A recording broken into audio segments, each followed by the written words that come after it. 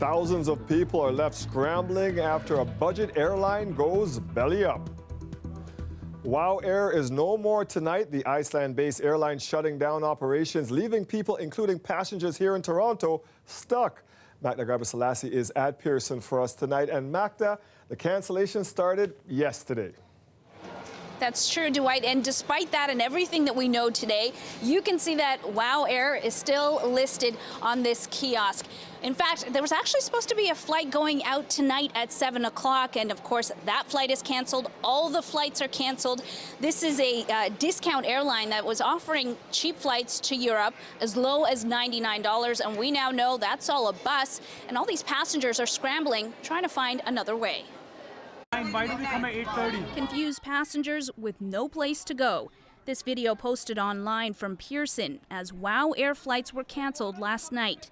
And this morning, a complete shutdown of the airline. People freaked out, had panic attacks, everything just melted down as it should because everybody's angry. No one had answers. Whitney Lukusevich and her husband Ivan were among those left stranded in Toronto. After the news this morning that the discount airline was shutting down, they were scrambling to find another way. And just disappointing, so like something like this can happen and nothing you can do about it. Just like they just can cancel a flight that you booked like a long time ago and just destroy all your plans. They've been on the phone trying to find other flights. Meanwhile, Ann Campbell is unpacking her bags. We were just about to board. I would say it was about 20 minutes before we were going to board, and we saw the plane come in. All the people got off, and we're getting ready, and all of a sudden they come on the speakers and say, oh, by the way, this is canceled. The flight will not take off, and you're going to have to go get your baggage. WOW Air has told its customers to try to book flights with other companies. This associate professor with the Schulich School of Business says he's not surprised by WOW's downfall. He has some advice for passengers looking to book with discount airlines. Go to their website, look at the financials, see if they are losing money, if they're in a negative cash flow position, and if they are, be very wary. He suggests passengers get travel insurance or rely on the insurance on their credit cards. That's what this couple is doing. Now we're just on a new flight going. They're lucky because they have found another way. They're leaving on a jet plane tonight with another airline, but it's costing them another $1,300. Now, another airline, Iceland Air, is offering discount rates to stranded passengers on their return flights. And we actually met up with a family that said they were told it would be about $100 each. But the thing is, that family of 7 still needs to make it to their destination in Europe, and that is going to cost them several $1,000s, Dwight. And they say at this point, they don't know how they're going to afford this. Thank you for that, Magda. You're welcome. And we're following breaking news now out of Windsor, where Chrysler has announced they will be ending 1 of 3 shifts at their plant. They're affecting 1,500 jobs. Chrysler confirmed to CBC News that the assembly plant will return to a 2-shift production starting September 30th. They say that the decision behind the layoffs is to better align production with global demand. A spokesperson says that retirement packages will be offered to employees who are eligible. Here's what the workers' union had to say just minutes ago. People's lives, 1,500.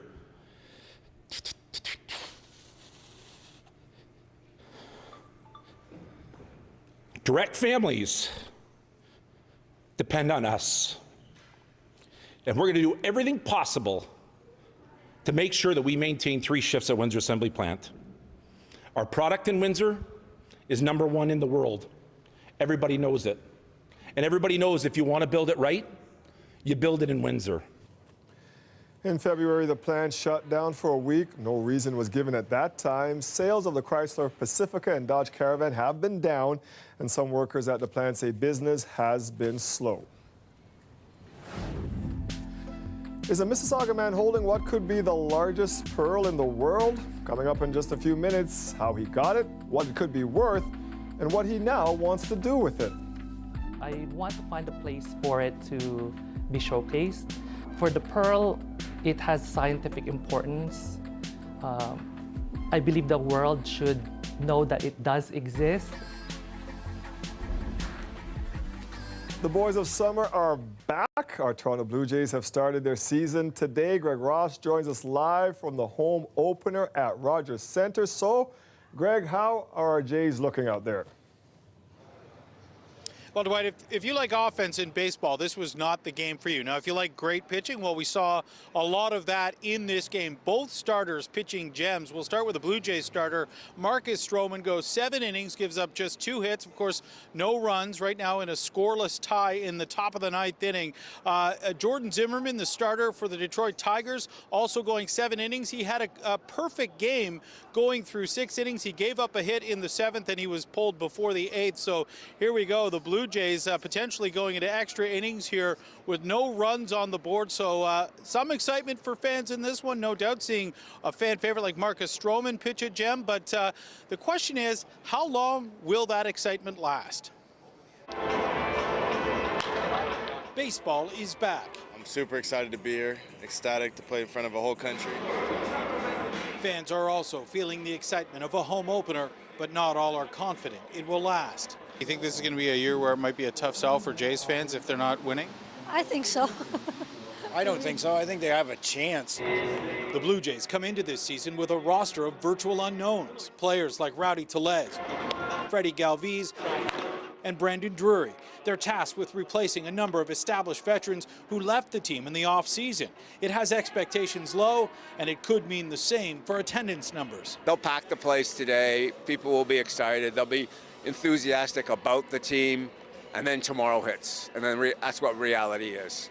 And when you see what Tuesday crowds and Monday crowds are, you know, until we realize that, I think this is Baltimore and Toronto fighting for last place in the American League East. Blue Jay players disagree. I think we're gonna stun some people and really put up some good numbers and be a team that contends. My first year here, it was that way. We started winning games, and by the halfway point, we were selling out every day. So that's, you know, that's always the goal. Is, you know, you win games, and the fans are going to show up. But even if the Jays aren't winning, some fans say there are things they can do to keep them interested. What's it going to take to keep this place full? A lot of home runs, probably. They have to be close. They have to be in it. Some fan interaction from the players, which we've already seen here today. Something else that might keep those fans coming back, an exciting win in this home opener today. And Dwight, we can tell you that they are now going to the bottom of the 9th inning in this game. Still a scoreless draw right now. So the Blue Jays a chance for a big finish in this one in the bottom of the 9th. Maybe some excitement for those fans. 40,000 plus fans in there. There were a few empty seats, but I can tell you there were a lot of people that either skipped work or left work early to come and see this game today, and they might get that thrilling finish that they're looking for, Dwight. Thank you for that, Greg. And I thought one of those people who skipped might have been our Colette, but no, she's here. I'm surprised you're not at the game.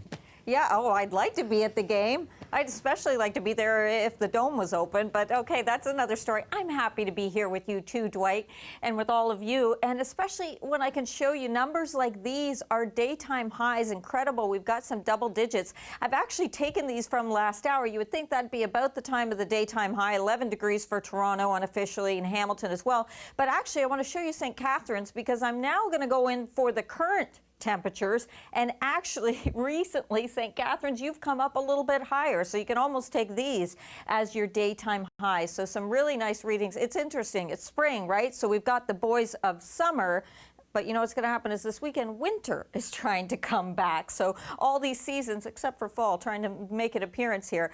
The sustained winds out of the southwest, they're gusty at times, but they're the reason, because of this direction, we've seen these temperatures soaring. Some cloud cover out there for sure after some showers earlier, and we might see a little bit of redevelopment of some scattered showers through the overnight tonight, a little bit of instability coming through. That's not that significant. Some cloud cover into tomorrow morning, then we should see some sunshine, especially in the afternoon. What's significant is going to be the next system that's going to come in, and that's going to be Friday night into Saturday. We'll see significant rainfall in terms of the amounts. I'll show you that a little later in the show. And yes, some accumulation of snow to the northwest of the GTA. We'll have to talk about that one as well. That's all coming in. That's why I say winter wants to come in for the weekend.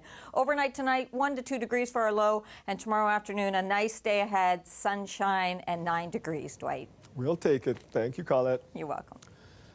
Toronto's subway upload continued to dominate the discussion at Queen's Park today as the government looks to fulfill a campaign promise. Critics say the PCs are only going to delay a plan that's already in the works. Lisa Shing explains. We're putting tens of billions of dollars into the largest infrastructure transit plan ever in North America. More promises from Doug Ford today. We're going to deliver transit faster, better, and less expensive. A promise the opposition leader insists the premier will break. We're going to see delays even further in the building of transit. We're going to see costs go up in the delivery of transit, and the premier's not giving anybody any details whatsoever. And Ford wasn't exactly forthcoming. Can he tell us how much the people of Ontario will be paying for his rewrite of plans for projects that are already underway? We have a fiscally prudent minister. Matter of fact, the best minister of transportation you could ever ask for. Today, Mayor John Tory echoed Horwath's concerns, saying he doesn't know much. Except that it's going to be a plan everybody's going to think is terrific. Tory is worried because there are major changes to the transit projects already underway, including extending the Scarborough and Yonge subways, alternative delivery methods for the downtown relief line, and potentially putting a significant portion of the Eglinton West LRT underground. It is going to involve delay, or we better have an explanation from those involved as to how it can't delay things. But the transportation minister did not provide that explanation today. It's going to be great. Just that we'll find out specific financial details April 11th. Those details will be coming out in our budgets. And a formal announcement of the plan in the coming weeks. Lisa Shing, CBC News, Toronto. To other provincial news now. Don't have a beer store near you? You soon won't have to worry. The provincial government says it's working on getting beer and wine to regular stores. Treating people like adults and expanding the sale of beer and wine to corner stores, grocery stores, and big box stores. This was a core promise of Premier Ford, a core promise that our government campaigned on. And it is a promise that we all intend to deliver on. Vic Fideli says the government is offering consumers more choice when it comes to where they can purchase booze. The finance minister gave no timeline for the move, but said it will drive down prices on beer and wine. Fideli adds Ontario currently has the lowest density of retail outlets selling alcohol in Canada. It is unthinkable to me that in a free society we would legitimize discrimination against citizens based on their religion. The Quebec government has tabled a bill that would prohibit many public workers from wearing religious symbols such as a hijab, kippah, or turban. That includes teachers, principals, and some lawyers. More on what's in the bill and how it's being received coming up. Investigators in York Region have identified the man shot and killed yesterday. Police were called to the parking lot of a church near Aurora Road and 9th Line in Richard-Stouffville Wednesday afternoon. That's where they found 22-year-old Alex Perlmutter of Sunderland. Investigators say Perlmutter was shot at a location in East Gwillimbury and then driven to the parking lot by a witness. They are looking for 3 suspects who were seen in a dark-colored SUV. And police in Vaughan need your help finding a 24-year-old man who's been missing for a week. Simi may have found a shelter. It may be a makeshift shelter. It could be something as simple as a shed, an abandoned home. He could be seeking refuge in an ATM kiosk, an overnight coffee shop, McDonald's, Tim Hortons. The purpose of this appeal today is to ask the members of our community, especially if you live on a rural property, embrace spring, get out there, go for a walk, check your rural property, check any outbuildings that you have on that property. For people living in more suburban and populated areas, please pay attention to the images and the videos of Simi. Police released this video of Simi Abrams. He was last seen a week ago today when he walked out of Mackenzie Health Hospital near Bathurst and Major Mac. Police say that Abrams was captured on this video at a nearby Walmart where he purchased some food and other items. Speaking today at the news conference, his father had a message for his son. Please know you are not in trouble. We just want to get you back safe and well. There will be no questions, expectations, or judgments. We just want you back. I hope we are reunited very soon so we can do that trip, a cool trip that we talked about doing, and spending all of our time together. I love you. Come back soon. Police have also found Abrams' wallet and cell phone in a wooded area near Bathurst and Teston Road. He was last seen wearing a white toque, a dark winter coat, and jeans. They believe he is still wearing this clothing. If you see him, please call 911 immediately. For many students, it can be a struggle to afford tuition, groceries, and rent. That's why some are opting to live in unlicensed rooming houses in order to cut costs. But as Ali Chiasson shows us, they may be putting their safety at risk. Cool. So how long have you lived here? I lived here for 4 months. Okay. Yeah. How's it been? It's okay. Yeah? Yeah, the rent is affordable and it's closer to my school. So how many people live here? There are so many shoes. I guess around 15. Wow. Yeah. Ayoku Fashola moved in knowing there had been a fire here before. But the landlord made changes. So does that make you feel safe to have this right outside your room? And the smoke alarm? Yes. This looks like a new door. Yeah, it is a new door. It was installed September. Okay. As you can see, it closes automatically. I don't have to do anything. The landlord also locked off the third floor because it lacked secondary exits. There are people inside? York Village residents are all too familiar with the sound of sirens, 2 fires in 2013.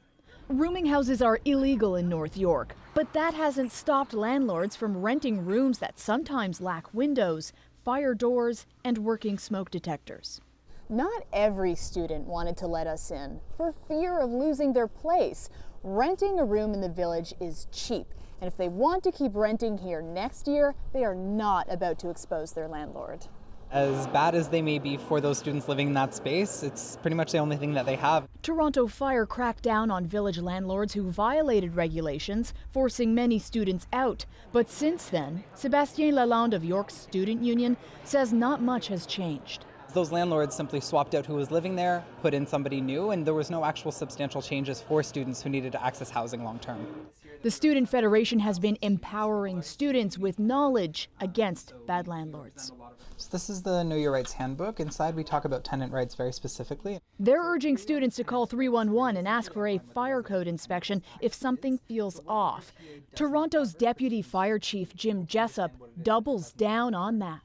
Within a very short time period, Toronto fire inspectors will attend and make sure that that they are safe. Ali Chiasson, CBC News, Toronto. I'm Natalie Nanowski. It's certainly starting to feel a lot like spring, and that, of course, means spring cleaning. The city is launching its annual spring cleaning campaign today. They're hoping to pick up about 30 tons of trash, and with a little help of Alvin and his buddies, I'm sure they'll be able to do it. I'll have more coming up.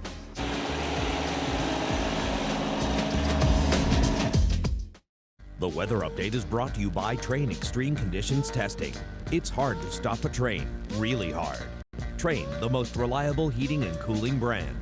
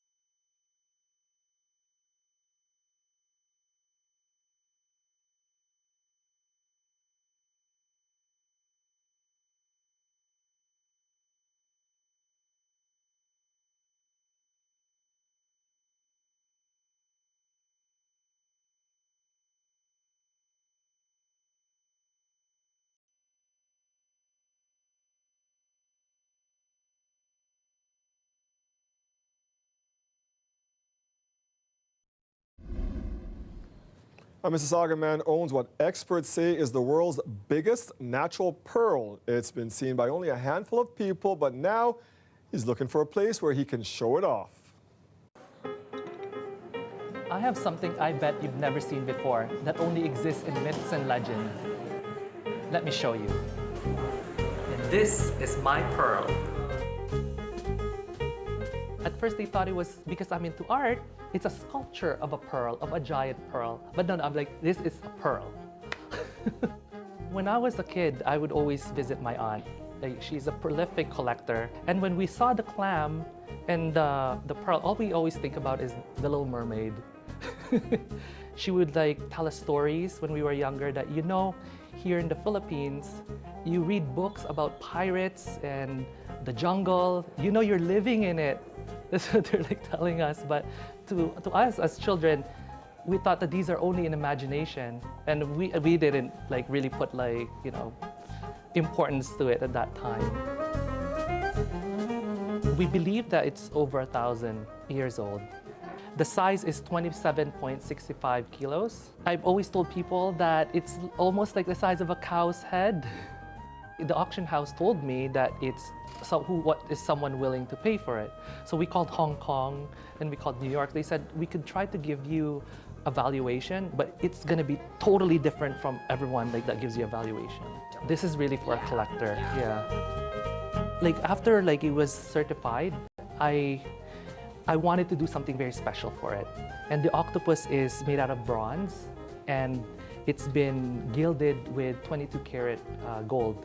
The eyes are 500 carats each, almadine garnet. The meaning to me with the gold color was success. Then it brings out the treasure from within. I want to find a place for it to be showcased. For the pearl, it has scientific importance. I believe the world should know that it does exist. Even when people don't know what it is, they are drawn to it. Very cool.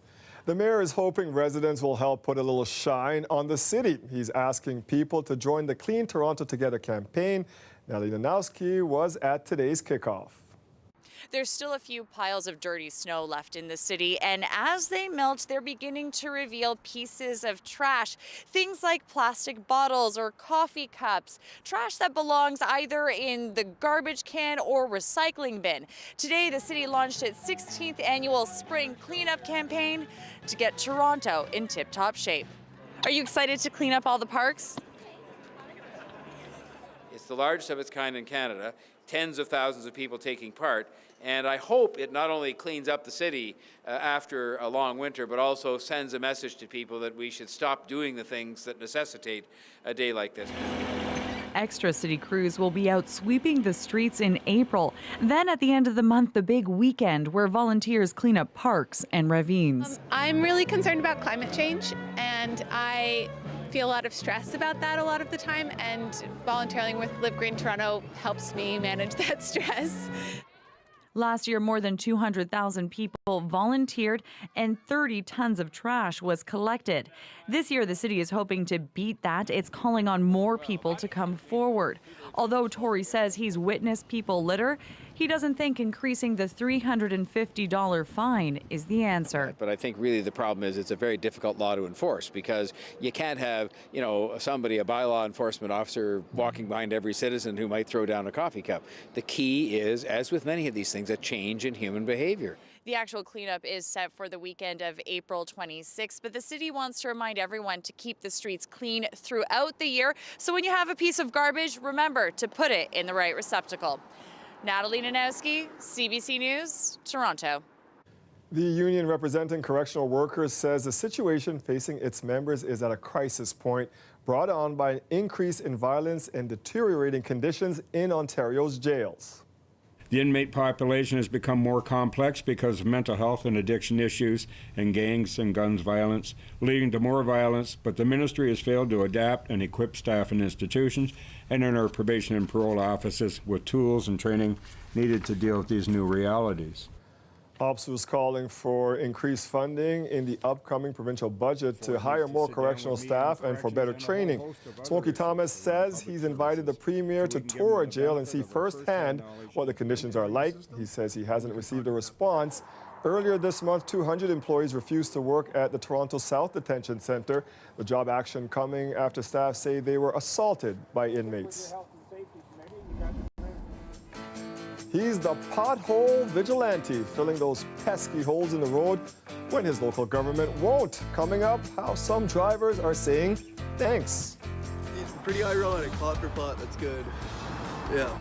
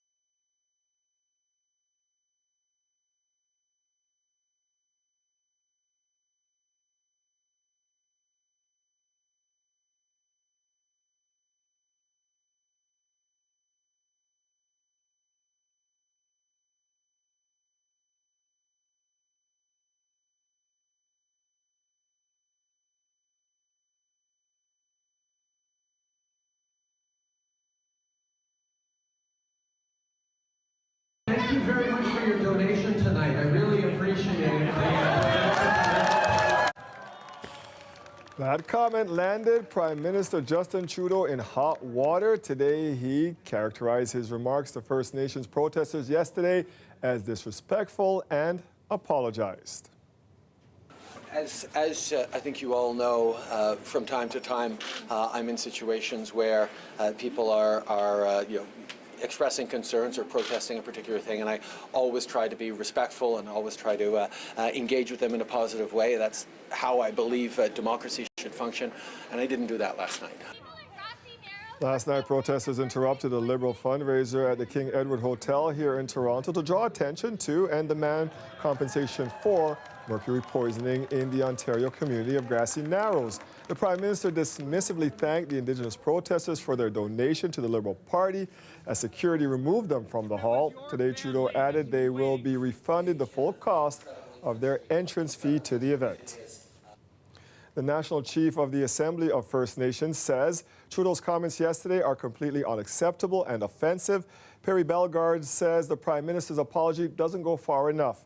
Bellegarde wrote on Facebook he should apologize directly to those involved and he should visit Grassy Narrows and the Wabaseemoong to talk to the people there and see the impacts of the mercury contamination firsthand. This incident highlights the need for action now. There have been numerous commitments from different governments for action, yet the people of Grassy Narrows First Nation and the Wabaseemoong are still waiting while they face serious dangers to their health. Quebec's government has tabled a much anticipated and controversial new bill. The proposed legislation would ban provincial workers from wearing religious symbols on the job.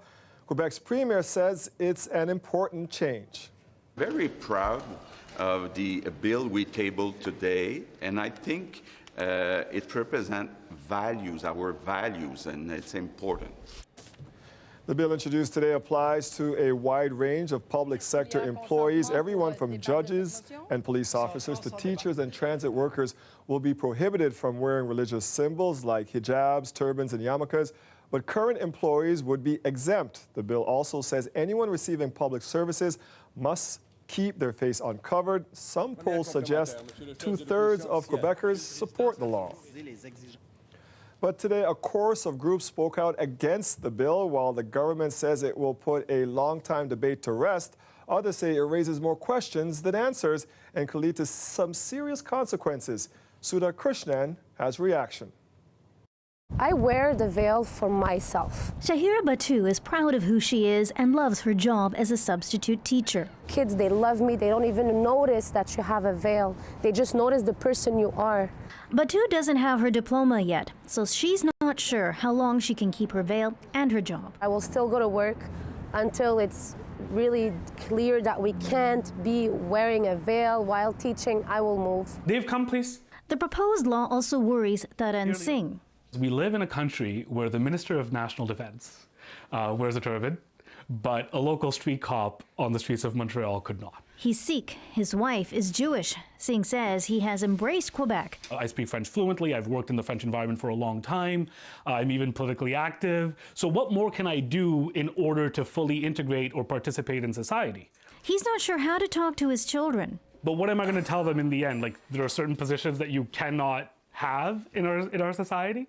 It's not against diversity, it's not against immigrants. Those rallying for a secular Quebec say religious symbols were removed from public institutions decades ago, and the government can't stop now despite the changing face of the province. Quebecers don't want to go back on that. They want that everybody accept this that way of functioning in the state. This doesn't reflect a majority of Quebecers' views. The English Montreal School Board says it's ready to fight. We're not just going to accept a discriminatory piece of legislation that infringes on the fundamental freedoms of our employees. I think they expect us to take a stand to defend them. That means a debate the government hoped would be settled is far from over. Sudha Krishnan, CBC News, Montreal. Today, the leaders of the main federal opposition parties joined the Prime Minister in expressing their opposition to the bill. Justin Trudeau said he expects many Quebecers will have questions about how the bill will work. Here's what Andrew Scheer and Jagmeet Singh had to say today. It is unthinkable to me that in a free society we would legitimize discrimination against citizens based on their religion. I think a liberal society based on fundamental freedoms and openness must always protect fundamental individual rights and should not in any way impede people from expressing themselves. I think it's hurtful because I remember what it's like to grow up and not feel like I belong. And I think about all the young people in Quebec right now that won't be able to pursue maybe their dream job, that won't be able to become a police officer or a judge. or a teacher. And that to me is sad. To protect itself from legal challenges to the secularism bill, the Quebec government is invoking the notwithstanding clause of the Charter of Rights and Freedoms. And to protect itself from allegations of hypocrisy, it's promising to remove a prominent religious symbol from the province's legislature. Madame Dorion-Tachereau, Monsieur Zanetti Jean Lesage. The Quebec government tabled a motion today to remove the crucifix that hangs in the National Assembly. It was installed above the Speaker's chair in 1936. Members of the National Assembly voted today in favor of taking it down, but that won't happen until the religious symbols legislation is passed into law. How about you, ma'am? Why are you putting your name down there? I think it's a great, great honor in this country to be able to have the highest standing structure. That's what I say. What do the CN Tower, the Avro Arrow, and Muhammad Ali have in common? They all made history in this city this week. Our Throwback Toronto segment is coming up.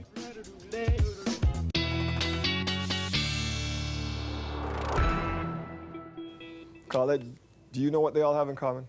I don't know, and I'm Okay. like, that's looking like a good throwback segment. We'll bring it to you shortly, but right now you're bringing us the forecast. And what was that you said earlier about winter returning on the weekend? Did I hear you correctly? I'm kind of rolling my eyes about it.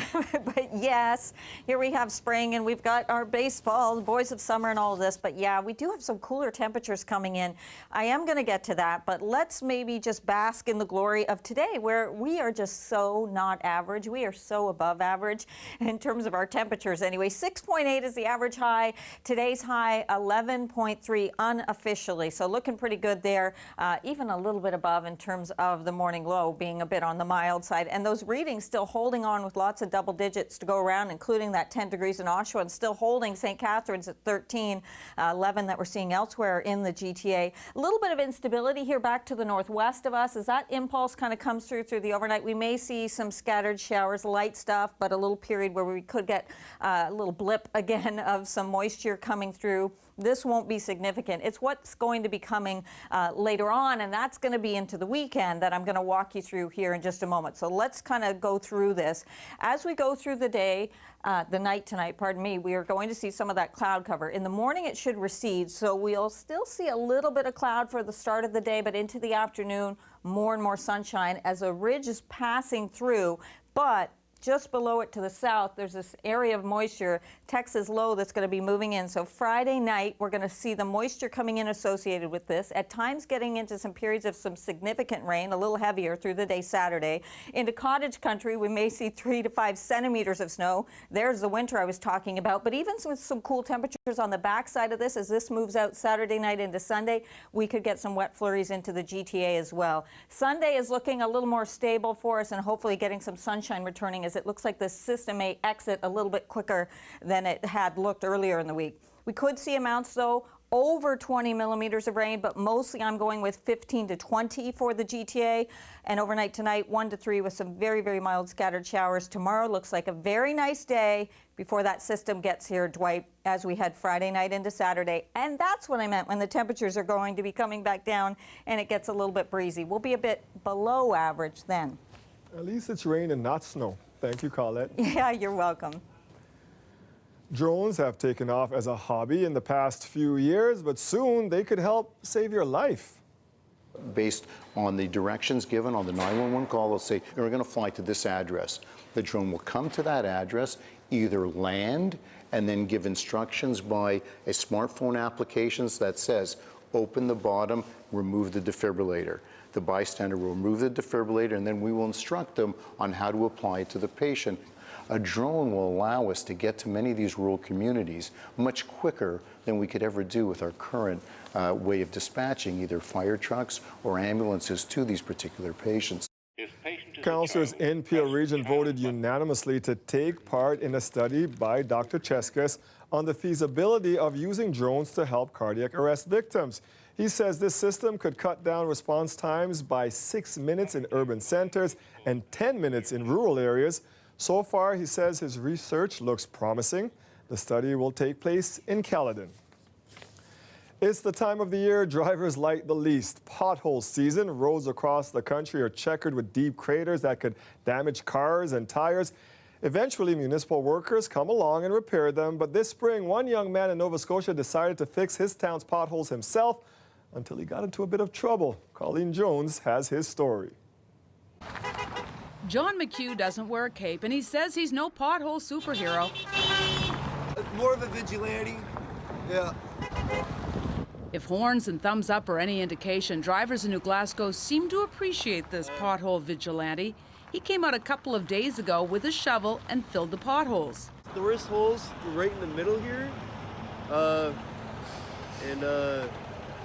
going to be the far one right in the middle, right in the center.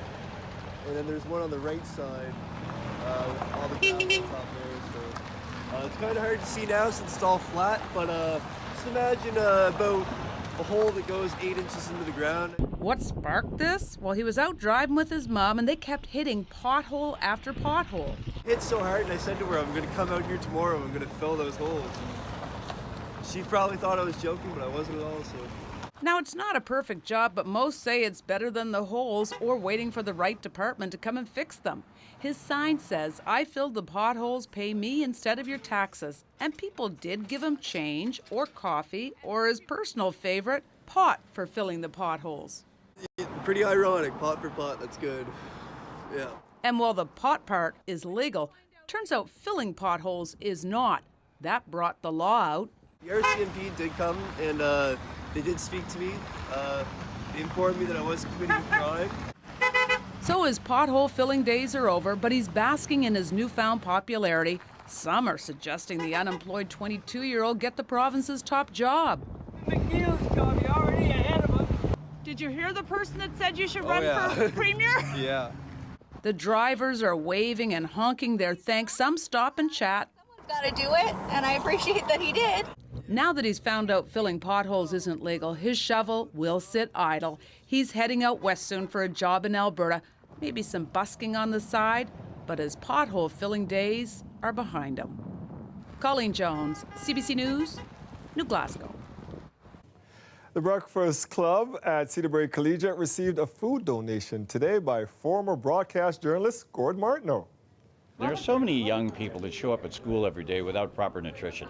And when that happens, they're going to be distracted, hungry, angry, frustrated. They're not going to be focused in the classroom, which is what they need to do in order to get a proper education and move ahead with their lives. And that's why we're supporting this effort. Gordy's still looking good. He helped prepare breakfast for 60 high school students. Today, the Children's Breakfast Club has provided healthy meals to children right across the province. The kids also enjoy educational, cultural, and recreational activities through the programs. The organization has been running now for more than 30 years. After the break, pushing their limits to help military members and their families. I speak with a general manager at Via Rail about getting ready for her expedition and what drew her to it. It was one of those things you kind of go, oh my gosh, the cause makes a ton of sense. It's something I want to support, and it's something I've never even contemplated aspiring to, and why not now?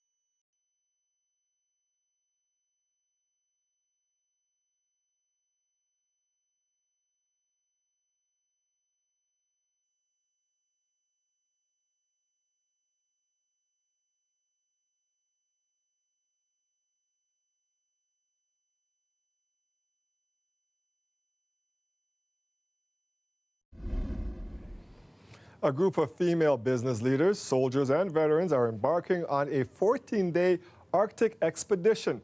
It's to help raise money for the True Patriot Love, a charity that supports military families. I spoke with Via Rail's Rita Toporowski about why she jumped at the chance to trek the tundra in minus 25-degree weather while sleeping in tents with no cell phone service for 2 weeks. First of all, we want to talk. Rita, how are you feeling? Are you ready to go? You look like you've been working out. I was excited, nervous, anxious, and actually a group of us met just the other day, and the one thing we all said was, let's just get started. We've been talking about this for a long time. We want to go. Why then did you want to do this and get involved in this way? When life offers you an opportunity at the perfect time, you got to say yes sometimes. Last November, I went to a cocktail party. I was representing Via Rail because we've been supporters of True Patriot Love for a long time. Female military leaders were speaking, and it was incredible the stories they were talking about, leadership, being a woman in the military and so forth. And at the end of the whole thing, when you're feeling really good and pumped up about these people's lives and what they do for us, True Patriot Love came on and talked about the fact that they were doing this expedition to Baffin Island, and it was the first time they were doing an all-women's expedition, and still had a couple spots left. So it was one of those things you kind of go, oh my gosh, the cause makes a ton of sense. It's something I want to support, and it's something I've never even contemplated aspiring to, and why not now? You know you could have just made a donation, right? There's other ways to help here, right?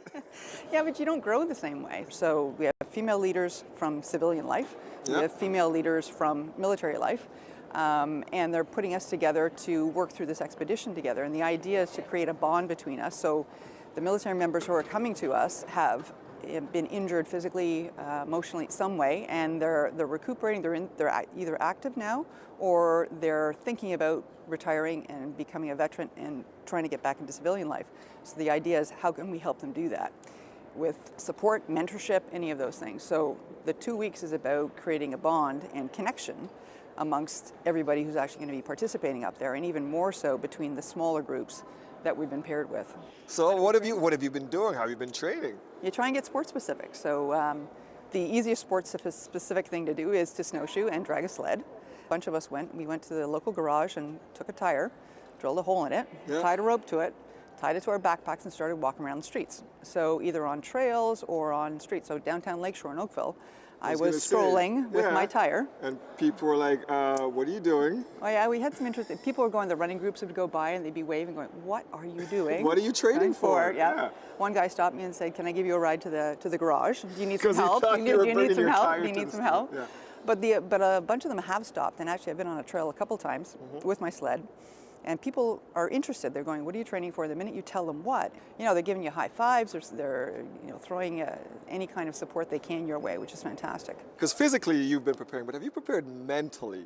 Because you're a businesswoman, you're successful, you've done a lot of things. This is something that you haven't done, though. This is out of your comfort zone. Yes, you're absolutely right. And I think the conditioning and the mental preparedness for something outside your comfort zone is by doing things outside your comfort zone on a regular basis. So whether it's changing jobs every few years, you get a period of transition and anxiety associated with it. Whether it's taking on a new goal at work, whether it's starting a new sport, racing, doing whatever it is, just because something is a little bit daunting and a little bit scary, you can do it. And I think once you find something that you believe in and you really want to do, it's important to do it. Send us some pics once it's done and you've accomplished this, so we can share that with our viewers too. Good luck. Thank you so much. Minus 20 is the warm-up. Okay. It is a great charity, though, True Patriot Love. All right, we have a winner. The Canada Reads 2019 champion has been awarded. Which of these 5 books took home the prize? Coming up next.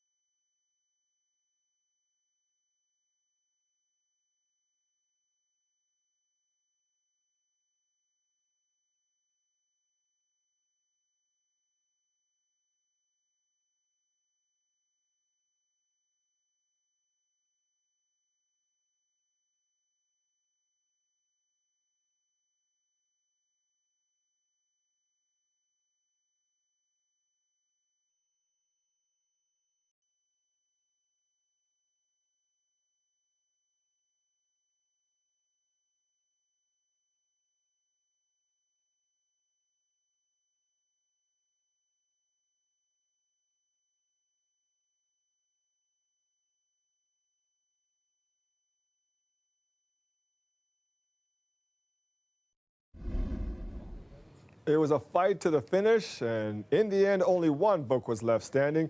CBC's Canada Reads has picked a champion for the 2019 Battle of the Books. Tashana Reid was there as the 5 celebrity panelists made their final choice.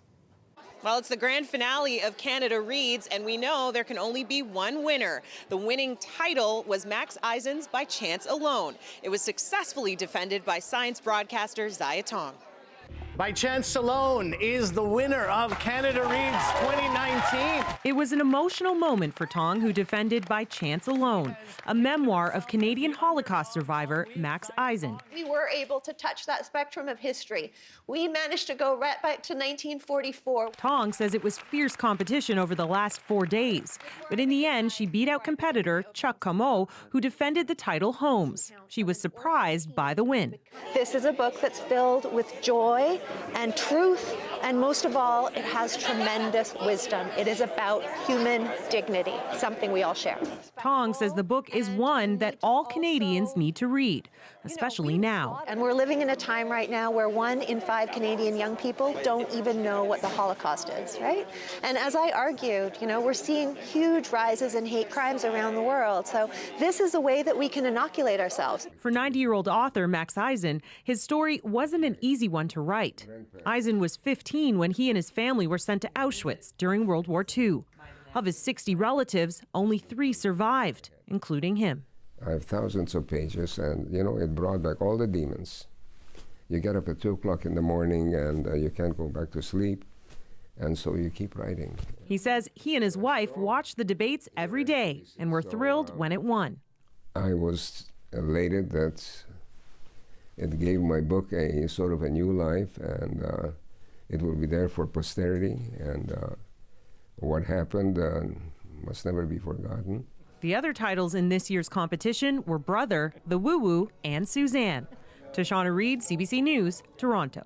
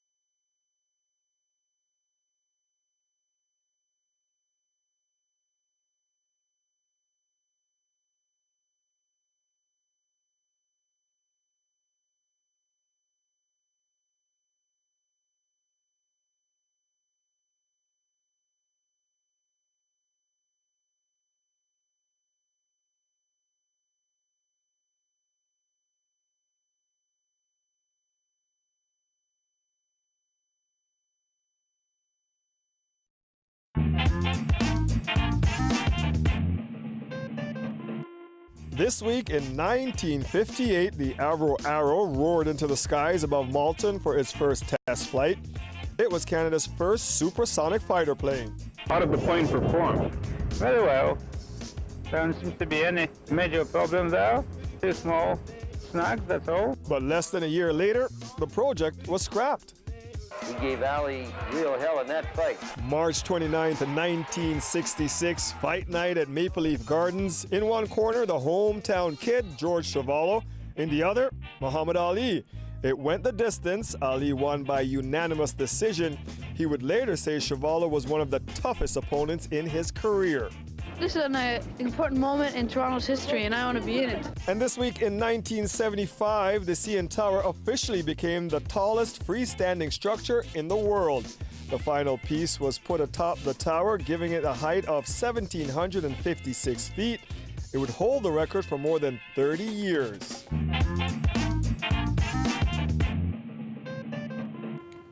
Pretty much every week a tourist asks me where the tower is, and I get to be like, just look up. Yeah. That's it. Yeah, it's all right. My Lone Star, where if I go out of town, I'm coming back in, it's like, oh, I'm home. I'm home. There it is. Yeah, love it. All right, tomorrow, we're going to love it? We are going to love it. All right. Yeah, tomorrow is actually looking pretty good in terms of we've got one more day before this more significant system is going to move into the weekend.